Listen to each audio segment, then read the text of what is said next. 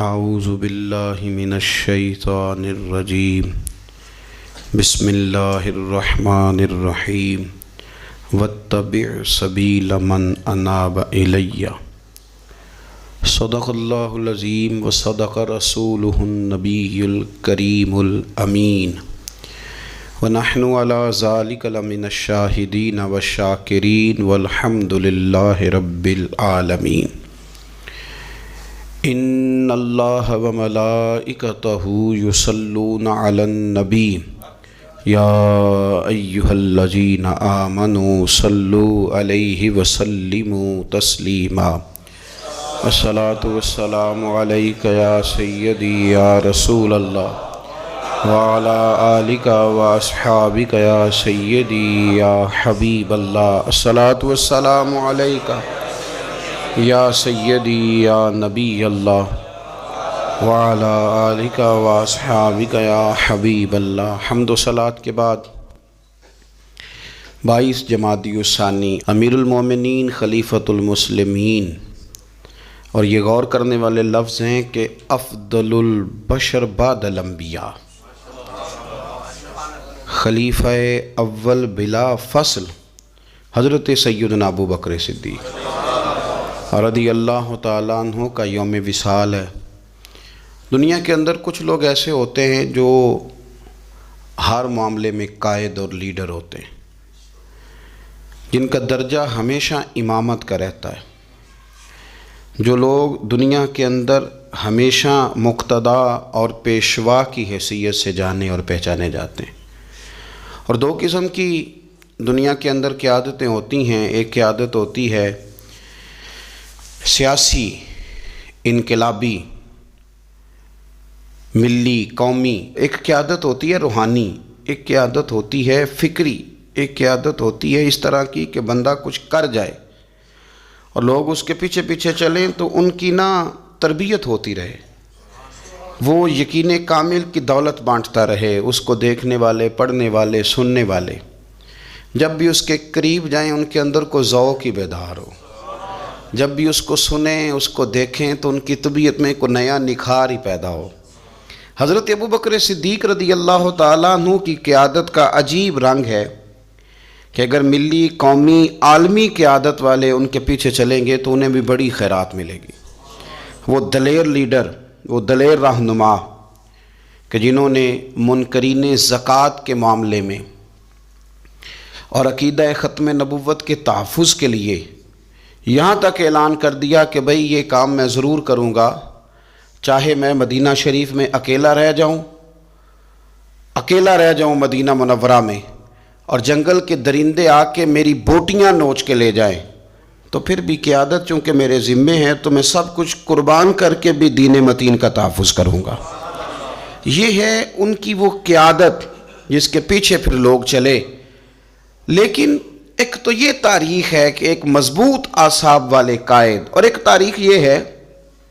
بڑے بڑے لوگوں کو دنیا میں وفادار کہا گیا، بڑے بڑے لوگوں کو عاشق کہا گیا، بڑے بڑے لوگوں کو کہا گیا کہ یہ فنا ہے اپنے محبوب کی محبت میں، بڑے بڑے لوگوں کو کہا گیا کہ ان سے بڑھ کے ادب والا کوئی نہیں۔ لیکن تاریخ لکھنے والے اور قوموں کے حالات قلم بند کرنے والے اور لوگوں کو ادب کا، عشق کا، وفا کا پیغام دینے والے جب بھی قلم اٹھاتے ہیں اور وفا کی وہ حد تک جانے لگتے ہیں تو انہیں سب سے پہلے جو نام نظر آتا ہے وہ حضرت ابو بکر صدیق کا ہے۔ وفا بھی ختم ہے، ادب بھی ختم ہے، عشق بھی ختم ہے۔ کوئی دنیا کی تاریخ جس میں ادب لکھا جائے گا وہ محتاج رہے گی کہ اسے خیرات صرف حضرت صدیق اکبر کے دروازے سے ملے گی۔ وفاداری ہو، ادب ہو، عشق ہو، جانثاری ہو۔ یہ لوگ بڑا کچھ دیکھ داکھ کے چلتے ہیں، لیکن اقبال جیسے لوگ کہنے لگے جس بندے نے ختم کر دی ہے بات، ختم بس کر دی کہ اس سے آگے ہماری کائنات ختم ہو جاتی ہے، بس وہ جناب صدیق اکبر کی ذات ہے۔ انہوں نے لوگوں کو بتایا کہ ہماری دنیا شروع بھی مدینے والے محبوب کے قدموں سے ہوتی ہے اور ختم بھی مدینے والے محبوب کے قدموں میں۔ صدیق کے لیے ہے خدا کا رسول اور بس، ختم ہو گئی بات۔ تو حضرت ابو بکر صدیق رضی اللہ تعالیٰ عنہ کی زندگی کو پڑھنا، ان کے احوال کو جاننا ادب والے لوگوں کے لیے، عشق والے لوگوں کے لیے، اتباع والے لوگوں کے لیے، سید عالم میرے پیارے حبیب صلی اللہ علیہ وسلم کے نقش قدم چلنے والے لوگوں کے لیے بڑا ہی ضروری ہے۔ وہ جتنی دیر تک حضرت صدیق اکبر رضی اللہ تعالیٰ عنہ کو پڑھیں گے نہیں، سمجھیں گے نہیں، اتنی دیر تک پتہ نہیں چلے گا کہ حضور کا ادب کیسے کرنا ہے، حضور کی اتباع کیسے کرنی اور محبوب سے محبت کیسے کرنی۔ یہ ضروری کام ہے۔ قرآن مجید فرقان حمید میں اللہ کریم نے ارشاد فرمایا، سورہ لقمان کے اندر فرمایا وَاتَّبِعْ سَبِيلَ مَنْ أَنَابَ إِلَيَّ، فرمایا کہ اس کے رستے پہ چلو، اس کی راہ پہ چلو جو میری طرف رجوع لایا ہے، جس نے میری طرف رجوع کیا اس کے پیچھے چلو۔ علامہ سید محمود آلوسی رحمۃ اللہ علیہ صاحب تفسیر روح المعانی فرماتے ہیں کہ یہ آیت تب نازل ہوئی تھی جب جناب صدیق اکبر نے کلمہ پڑھا تھا۔ آدمی جس لیول کا ہوتا ہے اس کی دوستیاں بھی اسی طرح کی ہوتی ہیں، اور جب کوئی بڑا آدمی کسی دینی اسلامی روحانی زندگی کو اپناتا ہے تو اس کے پیچھے چلنے والے بھی وہ زندگی اپنا لیتے ہیں۔ اسی لیے کہا گیا کہ لوگ اپنے سرداروں کے مذہب پہ ہوتے ہیں۔ حضرت سیدنا ابو بکر صدیق رضی اللہ تعالیٰ عنہ نے کلمہ پڑھا تو صاحب تفسیر روح المعانی ارشاد فرماتے ہیں کہ یہ بڑے گہرے دوست تھے حضرت ابو بکر صدیق کے، جو تاجر تھے نا بڑے بڑے مکے کے، چونکہ جناب صدیق اکبر بھی تاجر تھے، جو تاجر سارے دوست تھے حضرت صدیق اکبر کے۔ کون کون؟ حضرت سیدنا عبد الرحمن ابن عوف رضی اللہ تعالیٰ عنہ، حضرت عثمان غنی رضی اللہ تعالیٰ عنہ، حضرت زبیر بن عوام رضی اللہ تعالیٰ عنہ، حضرت طلحہ بن عبید اللہ رضی اللہ تعالیٰ عنہ۔ یہ سارے لوگ حضرت صدیق اکبر رضی اللہ تعالیٰ عنہ کے دوست تھے۔ حضرت سعید بن زید رضی اللہ تعالیٰ عنہ، یہ سارے لوگ تاجر تھے۔ تو جب پتہ چلا نا کہ ایک بڑے تاجر نے، حضرت ابو بکر صدیق رضی اللہ تعالیٰ عنہ نے کلمہ پڑھ لیا ہے، تو یہ خبر جنگل کی آگ کی طرح پھیل گئی، ہر آدمی تک بات پہنچ گئی، ہر شخص نے اس بات کو سن لیا۔ اب وہ سارے لوگ تصدیق کرنے کے لیے کہ یار بڑا سیانہ بندہ ہے، بڑا سمجھدار آدمی ہے، تاجروں میں اس کا بڑا نام ہے، کاروباری لوگ اسے بڑے قریب سے جانتے ہیں، تو وہ تصدیق کرنے کے لیے سارے لوگ جناب صدیق اکبر کے پاس آئے۔ حضرت صدیق اکبر سے تصدیق اس طرح کی سنی، اس طرح کی تصدیق سنی، اس طرح کی تصدیق سنی کہ پھر سارے ہی مدینے والے محبوب کا کلمہ پڑھ گئے، حضور کا کلمہ پڑھ گئے، بس تصدیق کرنے آئے حضور سے۔ اور نبی پاک صلی اللہ تعالیٰ تیریاں ویکھ کے اداواں تے میں مرید ہی ہو گئی۔ پھر وہ سارے حضور سید عالم آئے تھے تصدیق کرنے، سودا لینے کے لیے بازار گئے ہم، پر ہاتھ اس کے بکے جس کے خریدار گئے ہم۔ تو وہ نا حضور کی غلامی میں آ گئے۔ تو سمجھ لیں اس بات کو اور اس پر غور کر لیں کہ نبی پاک علیہ الصلاۃ والسلام کے اس غلام کا یہ حال ہے کہ یہ کلمہ پڑھیں تو مکے کے بڑے بڑے تاجروں میں انقلاب برپا کر دیں۔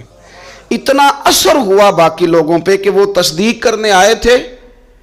تصدیق کرنے، اور ایسی تصدیق انہوں نے کی، ایسی تصدیق کی کہ پھر ساری زندگی مدینے والے محبوب کے گن گا کے گزار دی، ساری زندگی حضور سید عالم صلی اللہ علیہ وسلم۔ تو حضرت ابو بکر صدیق رضی اللہ تعالیٰ عنہ نے اپنی مقدس زندگی کے اندر نبی کریم صلی اللہ علیہ وسلم کی بارگاہ میں وقت گزارا۔ آپ مختلف مقامات پر قرآن مجید کو دیکھیں گے تو حضرت صدیق اکبر رضی اللہ تعالیٰ عنہ کی مختلف شانیں آپ کو قرآن حکیم میں نظر آئیں گی۔ اللہ کریم نے قرآن مجید میں ارشاد فرمایا سورہ بقرہ میں کہ الذین ينفقون اموالهم باللیل والنہار سرا وعلانیہ، فرمایا کچھ لوگ ایسے ہیں جو اللہ کے راستے میں خرچ کرتے ہیں، اعلانیہ بھی اور چھپا کر بھی۔ اور وہ کس طرح خرچ کرتے ہیں؟ رات کو بھی خرچ کرتے ہیں اور دن کو بھی خرچ کرتے ہیں، اعلانیہ بھی، چھپا کے بھی، دن کو بھی، رات کو بھی۔ تو یا اللہ ملے گا کیا؟ فرمایا فَلَهُمْ أَجْرُهُمْ عِنْدَ رَبِّهِمْ، ان کا اجر ان کے رب کے پاس ہے، وہ اللہ کے پاس ہے اور راز ہے، ان کا اجر ان کے رب کے پاس ہے، ان پر نہ کوئی خوف ہوگا نہ وہ غمگین ہوں گے۔ یہ وہ لوگ ہیں جو رات کو بھی خرچ کرتے ہیں، دن کو بھی خرچ کرتے ہیں، اعلانیہ بھی خرچ کرتے ہیں، چھپا کے بھی خرچ کرتے ہیں۔ تفسیر روح المعانی ہی کو آپ دیکھ لیں تو علامہ سید محمود آلوسی اندلسی رحمۃ اللہ علیہ فرماتے ہیں کہ حضرت صدیق اکبر کا ایک دفعہ خرچ تو ہمیشہ کرتے رہتے تھے، ایک دفعہ ارادہ بن گیا، اس آیت کے شان نزول میں لکھتے ہیں ایک دفعہ ارادہ بن گیا کہ میں نے 40,000 دینار خرچ کرنے اللہ کی بارگاہ، اور کرنے اس طرح ہے کہ دن کو بھی خرچ کرنے، اور اگر کوئی آدمی رات کو لینا چاہے تو اسے یہ نہ محسوس ہو کہ یہ تو صرف اجالے میں دینے والے ہیں، اگر کوئی رات کی تنہائی میں لینے آئے گا تو اسے بھی دیں گے، خرچ کریں گے اللہ کے راستے میں۔ اور 10,000 دینار، 40,000 کل دینے تھے، 10 خرچ کیے دن کو، 10 خرچ کیے رات کو، 10 اس وقت خرچ کیے جب ساری دنیا اعلان ہوتا ہے نا چندے کا تو سارے دے رہے ہوتے ہیں، 10 اس وقت خرچ کر دیا 10,000 دینار، اور پھر 10 چھپا کے خرچ کیا، 10 چھپا کے بھی خرچ کیا، یعنی اس وقت بیچ مجمع کے بھی دینا بعض اوقات بہتر ہوتا ہے کہ دوسروں کو بھی رغبت ہوتی ہے، کیونکہ ایک بندہ اگر کہیں خرچ کرتا ہے تو پھر دوسرے بھی دیکھ کے خرچ کرتے ہیں، تو جب سب دے رہے تھے تب بھی دیا، اور جب کوئی نہیں دے رہا تھا تو تب بھی دیا، اور دن کو بھی دیا اور رات کو بھی دیا، تو رب کریم نے پھر اس کا ذکر قرآن مجید میں فرما دیا۔ تو حضرت ابوبکر صدیق رضی اللہ تعالیٰ عنہ کی حیات مبارکہ کو آپ پڑھیں، اس پر آپ غور کریں، ایک مقام نہیں درجنوں مقامات آپ کو ایسے ملیں گے۔ اسی طرح امام فخر الدین رازی رحمۃ اللہ علیہ تفسیر کبیر میں فرماتے ہیں کہ یہ جو آیت ہے نا، ان الذین قالوا ربنا اللہ ثم استقاموا تتنزل علیہم الملائکہ، بے شک وہ لوگ جنہوں نے کہا کہ ہمارا رب اللہ ہے پھر وہ اس پر قائم ہو گئے تو ان پر فرشتے اترتے ہیں، اور فرشتے کیا کہتے ہیں؟ اللہ تخافوا ولا تحزنوا، خبردار خوف نہ کرو، غم نہ کھاؤ، وَأَبْشِرُوا بِالْجَنَّةِ الَّتِي كُنْتُمْ تُوعَدُونَ، اور خوش ہو جاؤ اس جنت پر، تمہیں خوشخبری دینے آئے ہیں اس جنت کی جس کا رب نے تمہارے ساتھ وعدہ کیا ہے۔ تو امام راضی کہتے ہیں یہ جو کہا نا کہ وہ لوگ جنہوں نے کہا اللہ ہمارا رب ہے پھر وہ ڈٹ گئے، پھر ان پر فرشتے اترے اور فرشتے خوشخبری دینے کے لیے اترے، فرمایا یہ بھی حضرت ابوبکر صدیق کی شان میں نازل ہوئی ہے۔ اس لیے کہ حضرت صدیق اکبر نے اس وقت کلمہ پڑھا تھا جب کوئی اور کلمہ نہیں پڑھتا تھا، پہلے مسلمان حضرت صدیق اکبر آزاد مردوں میں سے پہلے مسلمان، آپ نے کلمہ پڑھا، رش دیکھ کے تو بھائی عام جگہ پہ بھی بڑے لوگ آ جاتے ہیں، لیکن تنہائیوں میں ابتدا میں بالکل شروع میں جس ہستی نے صرف جلوہ والضحیٰ دیکھا، آج لوگ بڑے جمہوریت پسند ہیں کہ ساری دنیا جدھر جائے گی ہم نے ادھر جانا ہے، جدھر رش زیادہ ہوگا اس وقت ہم چلیں گے، لیکن حضرت ابوبکر صدیق رضی اللہ تعالیٰ عنہ اس وقت کلمہ پڑھا جب اسلام پر تنہائیاں تھیں، غربتوں کا دور تھا، انہوں نے یہ نہیں دیکھا کہ ساری دنیا کدھر ہے، انہوں نے یہ دیکھا کہ میرے محبوب کی رضا کدھر ہے، اور پھر اس پر انہوں نے تکلیفیں برداشت کیں، تکلیفیں پلیٹ میں رکھ کے نہیں غلامی مل جایا کرتی، تکلیفیں برداشت کی، مار بھی کھائی، مال بھی دیا، تکلیف بھی سہی، تانے بھی سہے، باتیں بھی سنی، قبیلے کے اندر سے بھی مخالفت ہوئی، باہر سے بھی مخالفت ہوئی، وہ ڈٹے رہے۔ تو رب فرماتے جب یہ ڈٹ گئے نا تو پھر میں نے بھی ان کی مدد کے لیے فرشتے نازل کر دیے، پھر اللہ تبارک و تعالیٰ نے انہیں کوئی لاوارث نہیں چھوڑا، پھر ان کی مدد اللہ نے اپنے فضل سے فرمائی۔ تو حضرت صدیق اکبر رضی اللہ تعالیٰ عنہ کی مقدس حیات مبارکہ، اس پر بے شمار فضائل میں آپ کو احادیث ملیں گی، بے شمار آپ کو آیات بینات ملیں گی۔ سمجھنے کی چیز یہ ہے کہ ان کی زندگی کو دیکھا جائے، پڑھا جائے۔ میں نے بڑا غور کیا ہے، جتنا کو میرا محدود سا مطالعہ ہے، جتنا کو میں فہم اور علم رکھتا ہوں، میں نے بڑا غور کیا ہے اور بڑی باریکی سے کیا ہے، اور ان کی زندگی کے شب و روز کو بار بار پڑھا ہے، اور وہ جتنے پیچ و تاب ہیں ہجرت سے لے کر بدر تک اور بدر سے لے کر فتح مکہ تک، ہر میدان، ہر جگہ، ہر کوچہ، ہر نگر، تو ایک ہی بات سمجھ میں آئی ہے کہ جس طرح پروانہ چراغ کے گرد گھوم کے زندگی گزار دیتا ہے، گھوم کے زندگی گزار دیتا ہے، روشنی جہاں نظر آتی ہے تو پروانہ ساتھ ہی نظر آتا ہے، کہیں اور دکھائی دیتا ہی نہیں۔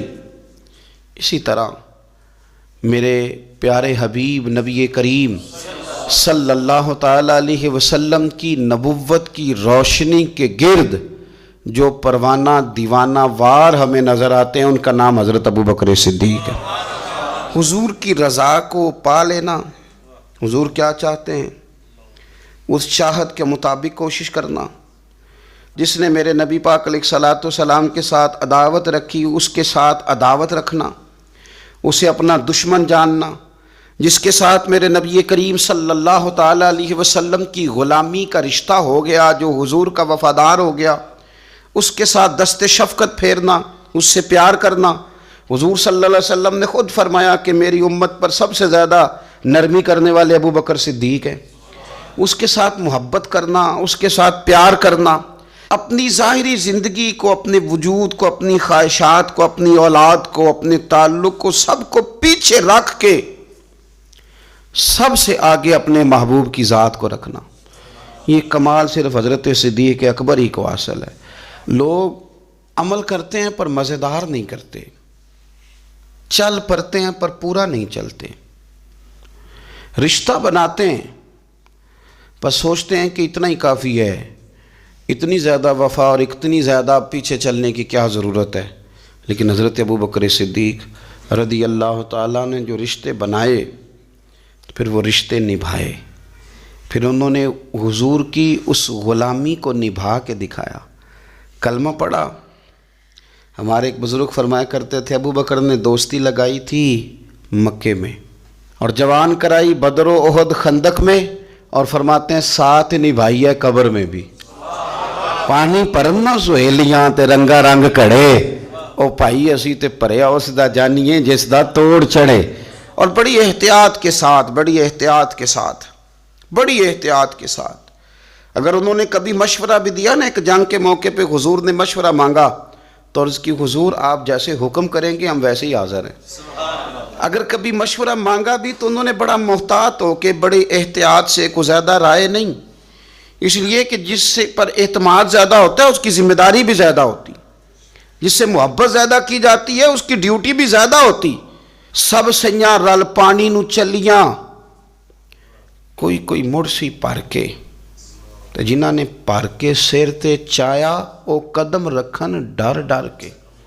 انہیں پتہ تھا مجھ پر اعتماد زیادہ ہے، تو ان کی ذمہ داریاں، اس کا انہیں احساس، وہ ہر جگہ۔ یار بات کو سمجھو نا، اگر مدینے میں کوئی جنازہ ہے تو ابو بکر صدیق اس میں بھی پہلے نظر آتے ہیں، اگر مریض کی عیادت کرنی ہے تو صدیق اکبر اس میں بھی پہلے نظر آتے ہیں، اگر کسی جگہ کسی غریب کی مسکین کی خدمت کرنی ہے تو صدیق اکبر وہاں بھی پہلے نظر آتے ہیں، اور میرے مدینے والے محبوب نماز پڑھانے کے لیے کھڑے ہوتے ہیں تو صف میں بھی پہلے نظر آتے ہیں۔ انہیں پتہ تھا کہ جنہاں نے پر کے سر تے چایا اور قدم رکھن ڈر ڈر کے، بڑی ڈیوٹی کی، بڑی ڈیوٹی، آخر دن تک ڈیوٹی کی اور کھول کے کی۔ اور حضور سید عالم صلی اللہ تعالیٰ علیہ وسلم کے وصال ظاہری کے بعد بھی حضور کے دین سے، حضور کی اولاد سے، حضور کے صحابہ سے، نبی کریم صلی اللہ تعالیٰ علیہ وسلم کے مشن سے انہوں نے وفاداری والی ڈیوٹی کی۔ اور ابو بکر صدیق رضی اللہ تعالیٰ عنہ کو جب نور والے کفن میں لوگ تدفین کے لیے اٹھا رہے تھے، اور جب ان کی اس وصیت پر عمل کیا جا رہا تھا کہ مجھے نا فوراً نہ میری قبر کھودنا حضور کے ساتھ، پہلے پوچھ لینا، پہلے گواہی لے لینا، پہلے او لے سجنا اساں توڑ نہیں پائی، اساں جان دیتی راہ تیرے۔ حضرت ابو بکر صدیق رضی اللہ تعالیٰ عنہ نے اپنی زندگی وفاداری والی گزاری۔ دعا کریں ہم نے بھی جہاں لگائی ہے نا ہماری نبھ جائے، ہمارا نہ کسی جگہ کوئی ایسا معاملہ نہ بن جائے، ہم نہ نبھانے کے قابل ہو جائیں، کچھ ایسا نہ ہو جائے کہ جس میں معاملہ تکلیف والا ہو، ہم نہ طے کر جائیں۔ بڑی بڑی آندھیاں آتی ہیں، بڑے بڑے طوفان اٹھتے ہیں، بڑے بڑے دھوپ چھاؤں کے معاملات ہوتے ہیں۔ دعا کرو کہ جہاں جہاں ہم پر اعتماد کیا جاتا ہے، پیار کیا جاتا ہے، ہم اسے نبھا سکیں۔ میرے رسول کریم